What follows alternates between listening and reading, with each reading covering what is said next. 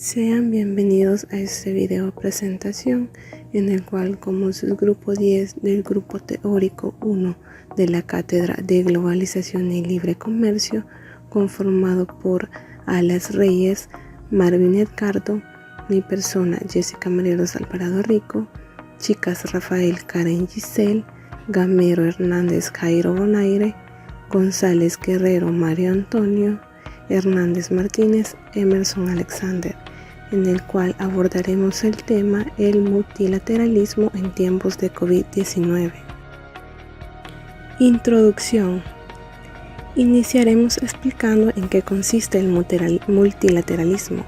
Enseguida, la crisis que ha tenido el multilateralismo a consecuencia del COVID-19. Asimismo, el papel de las organizaciones internacionales y por último, cómo ha reaccionado la OMS y la ONU ante el COVID-19. ¿En qué consiste el multilateralismo? Consiste en la cooperación entre 3 o más países para alcanzar un objetivo común. Esta cooperación puede darse en el marco de organizaciones internacionales establecidas para ese fin o directamente en negociaciones entre países, y también puede involucrar a organizaciones internacionales y no gubernamentales. De hecho, cada vez se tiene más en cuenta en las negociaciones la visión de la sociedad civil, las empresas o la academia. El opuesto al multilateralismo es el unilateralismo, por el que un Estado u otro actor actúa de forma independiente, sin tener en cuenta el resto de actores. A medio camino entre el multilateralismo y el unilateralismo está la bilateralidad, la cooperación entre 2 actores internacionales. Como proceso complejo que es el multilateralismo, no escapa a las críticas. La participación de muchos países dificulta llegar a consensos y tomar decisiones, y supone ceder prioridades individuales en favor del objetivo común. Además, esa lentitud favorece que ciertos países decidan actuar por su cuenta, mientras el resto debaten, rompiendo así el consenso. Por último, el multilateralismo puede generar una falsa sensación de inoperatividad, por la que a pesar de ser un proceso largo y trabajoso, no se llega a ningún resultado aparente. Crisis del multilateralismo en la antesala del COVID-19. El multilateralismo había venido acumulando problemas en distintos frentes ante el surgimiento del COVID-19 y los ingentes contratiempos que trae consigo la pandemia. Por ejemplo, el desafío del cambio climático y los temas socioambientales, la intensificación de las disputas comerciales, los cambios de dirección de los procesos de integración regional que suponían consolidados, como la Unión Europea, y los procesos regionales, como la Unión de las Naciones Suramericanas o el Mercado Común del Sur en Sudamérica. Agréguese a todo eso el aumento de las migraciones internacionales, sobre todo forzadas, con un epicentro de guerra en Siria, que ha generado más de 6 millones de refugiados desde el 2011, más que el número de refugiados de la Segunda Guerra Mundial. Estos sucesos ponen de manifiesto las dificultades del multilateralismo para encontrar soluciones a los conflictos armados y manejar sus consecuencias humanitarias. Papel de las organizaciones internacionales. En diciembre del 2019 surgió el nuevo coronavirus en la provincia de Hubei, en China, nombrado COVID-19 por la OMS. En semanas alcanzó a Europa y después a Estados Unidos y Latinoamérica a causa del tránsito internacional de personas contagiadas. La rapidez de la transmisión y el enorme potencial de la letalidad del virus han demandado acceso rápido a la información y transparencia de datos de los países.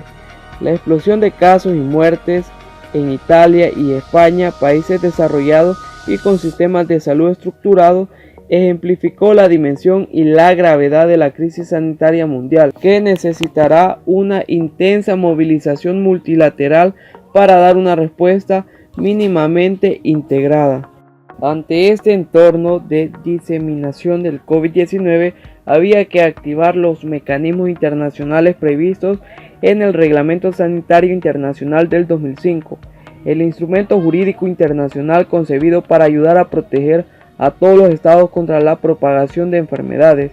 Muy pronto se hizo evidente que la magnitud de la pandemia del COVID-19 y sus efectos en el campo de salud traerían enormes consecuencias económicas, laborales, sociales, educativas y de conducta. La respuesta a estos desafíos disruptivos va mucho más allá de la capacidad individual de reacción de los países, sea por una crisis sin precedentes, sea por una interdependencia que entraña las posibles soluciones. En efecto, la dimensión internacional de la pandemia del COVID-19 ha desatado respuestas aisladas y de notoria incapacidad de muchos países ante la complejidad de obtener recursos, compra de materiales y equipos en el mercado internacional para evitar y poner freno a la enfermedad en su territorio. A ello se suma la interdependencia asimétrica que condiciona la capacidad de los estados de asegurar los recursos materiales, técnicos y científicos de prevención y mitigación de la enfermedad, no solo para sí mismos, sino para la colectividad de los estados, condición objetiva para enfrentar eficazmente la pandemia.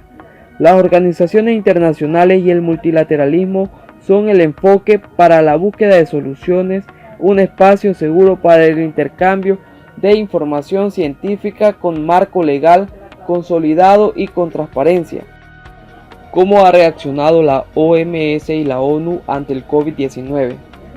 La pandemia del COVID-19 ha puesto a la OMS ante los ojos del ciudadano común, aislado de su casa, preocupado por su futuro y el de la humanidad, y en ávido de información precisa y confiable.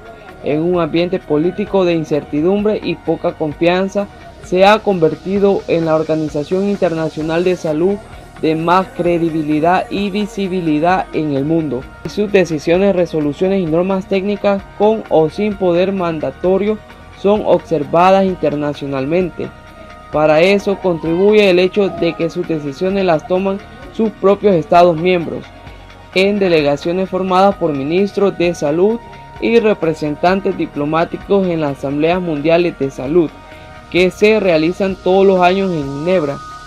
Con un presupuesto anual de alrededor de $2.000 millones, la organización tiene la responsabilidad de apoyar a los 194 países miembros y lo hace salud global desde las emergencias sanitarias y desastres naturales hasta la investigación de nuevos medicamentos, el acceso universal a los servicios de salud, las enfermedades crónicas y las transmisibles, y muchos otros. A pesar de la amplitud geográfica y temática de su mandato, la organización ha logrado mantener actualizada y orientada técnica y científicamente en los últimos años.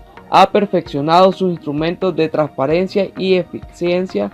Además, hay que reconocer los avances obtenidos con su reciente reforma, con la cual se fortaleció el sector de emergencias sanitarias, que ganó autonomía y agilidad, gracias a su reputación de excelencia y de organización poco permeable a precisiones políticas, más allá de las lecciones aprendidas con emergencias recientes como el ébola en el 2014, 2008 y 2019. La OMS encabeza el esfuerzo internacional de respuestas a la pandemia de COVID-19 al frente del sistema de las Naciones Unidas, así como entre la gran mayoría de los países. Un importante ejemplo de esta articulación entre agencias e instituciones en el plan global de respuestas humanitarias. La OMS y el sistema de las Naciones Unidas ofrecen la oportunidad de un multilateralismo cooperativo, técnico, científico, renovado en el mundo posterior al COVID-19, en el cual la cooperación internacional sea la base de la respuesta a las amenazas y emergencias sanitarias. Una OMS fortalecida, bien financiada, transparente y ágil es un escenario no solamente posible, sino deseable. Los riesgos de la fragmentación de la agenda de salud global son muchos y se deben evitar. Entre los países y organizaciones internacionales deberán establecer nuevas alianzas sinérgicas para que en el futuro las respuestas sean más rápidas, los recursos suficientes y expeditos y la información confiable y sustentada. Según las Naciones Unidas, durante 75 años, más que cumplir el objetivo de mantener la paz mundial, ha logrado defender la dignidad humana y promover los derechos humanos. La ONU considera que la cooperación es un elemento importante que le permite ayudar a disminuir el hambre y la pobreza. De esto a la realidad queda mucho espacio de por medio. Si bien la ONU ha logrado detener hasta cierto punto algunos conflictos, desde su interior países potencias como Estados Unidos, que forman parte del Consejo de Seguridad, ha desarrollado o financiado guerras, al final con un solo objetivo que, aunque ellos se rehúsen a aceptarlo, es al final por explotar los recursos de los países que invaden, principalmente países empobrecidos y saqueados, todo eso teniendo como cómplice o aliado a otros Estados miembros de la ONU. Según la información disponible desde la misma web de la ONU, la pobreza en el mundo disminuyó desde un 36% en 1990 hasta un 10% en el año del 2015, pero señala que este ritmo está disminuyendo y que puede agravarse más por el COVID-19. Tomando como referencia que el 10% de la población mundial es de 700 millones de personas que viven en situaciones de pobreza extrema y que no pueden siquiera cubrir necesidades y derechos básicos como la educación y la salud. Es evidente el impacto que el COVID-19 causará a estas personas y lo urgente de crear mecanismos eficaces que puedan garantizar que los pocos recursos que se destinan a combatir la pandemia lleguen a donde se necesita y no quede, como sucede en la mayoría de los casos, en manos de personas o instituciones que buscan ser intermediarios para lograr sacar alguna ventaja. Desde el inicio de la pandemia, los países se han visto a cerrar sus fronteras para evitar una propagación mayor de COVID-19. Esto acentúa el soberanismo y carcome el multilateralismo, pues ya no solo se trata de las disputas comunes en el aspecto comercial, entra en juego también el desarrollo de las tecnologías, investigación, desarrollo, entre otras.